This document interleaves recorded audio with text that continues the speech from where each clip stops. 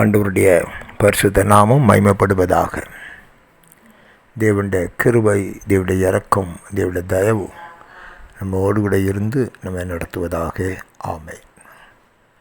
என்னோட தியானத்திற்குரிய பகுதி சங்கீதம் 27வது சங்கீதத்தில் 5வது 6வது வசனத்தை வாசிக்கிறேன். தீங்கு நாளில் அவர் என்னை தம்முடைய கூடாரத்தில் மறைத்து, என்னை தமது கூடார மறைவில் ஒளித்து வைத்து, என்னை கன்மலையின் மேல் உயர்த்துவார்.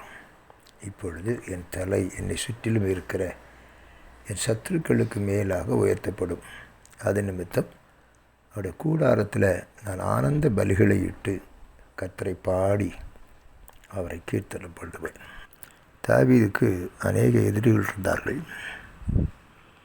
தாவீது எப்போ அழிவான் என்று சொல்லி ஒரு கூட்டம் எதிர்பார்த்து காத்திருந்தது. அவர் கர்த்தரை மாத்திரமே சார்ந்து கொண்டார் என்று சொல்லி பார்க்கிறோம்.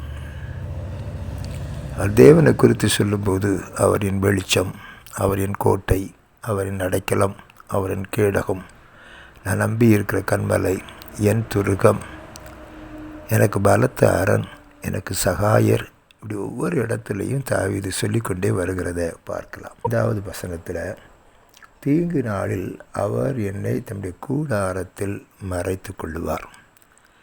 முதலாவது சொல்கிறாரு, தேவனுடைய கூடாரத்தில் அவரை மறைத்து கொள்ளுவார். தேவன் தமது கரத்தின் நிழலினால் மூடிக்கொள்ளுகிற தேவன். சத்ரு அவளை கண்டுபிடிக்காதபடி, சத்ரு அவனை தொடாதபடி, தீங்கு அவனை மேற்கொள்ளாதபடி அந்த கூடாரத்துக்குள்ளே அவர் அவனை மறைத்து வைத்து விடுவாராம். என்னை தமது கூடார மறைவில் ஒளித்து வைத்து, மறைத்து மாத்திரம் இல்லை, ஒளித்தே வைத்து விடுவாராம். அவன் கண்டுபிடிக்கக்கூடாதபடி என்ன செஞ்சிருவாராம், மறைத்து வைத்து விடுவாராம். அதுக்கு பிறகு அந்த தீங்கு கடந்து போன பின்பு, விக்கிரங்கள் கடந்து போன பின்பு அவரை உயர்த்துவாராம். கன்மலையின் மேலே என்னை உயர்த்துவார் என்று சொல்லுகிறார்.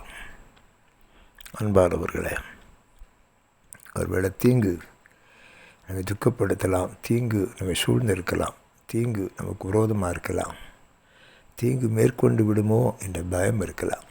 ஒரு தாவீதை போல நாம் கர்த்தரை முழுவதுமாக நம்புவோம், கர்த்தரை சார்ந்து கொள்ளுவோம். அவர் சொல்கிறார் பாருங்கள், அவருடைய நம்பிக்கையை அறிக்கை எடுக்கிறார் பாருங்கள். அவர் என்னை கூடார மறைவில் மறைத்து, கூடார மறைவில் என்னை ஒளித்து வைத்து, என்னை கன்மலையின் மேலே உயர்த்துவார். நான் அவருக்கு ஆனந்த கீர்த்தனைகளை பாடி பலியிடுவேன் என்று தாவீது சொல்லுகிறார்.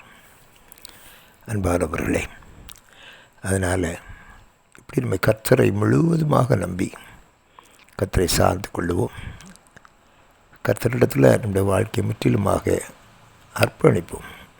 அவர் பார்த்து கொள்ள வல்லவர், அவர் சர்வவல்லமுள்ள தேவன் என்பதை உணர்ந்து அவர் அதிகமாக மகிமைப்படுத்துவோம். நமக்கு ஒரு புகலிடம் இருக்கிறது, அது தேவனுடைய சமூகம் மாத்திரம்தான். அந்த புகலிடத்தை நம்ம தேடிக்கொள்ளுவோம். அந்த புகலிடத்திற்குள்ளே நம்ம மறைத்து கொள்ளுவோம். கர்த்தர் நம்மை நிச்சயமாக கன்மலையின் மேலே உயர்த்துவார் என்பதில் சந்தேகமில்லை. ஆமென்.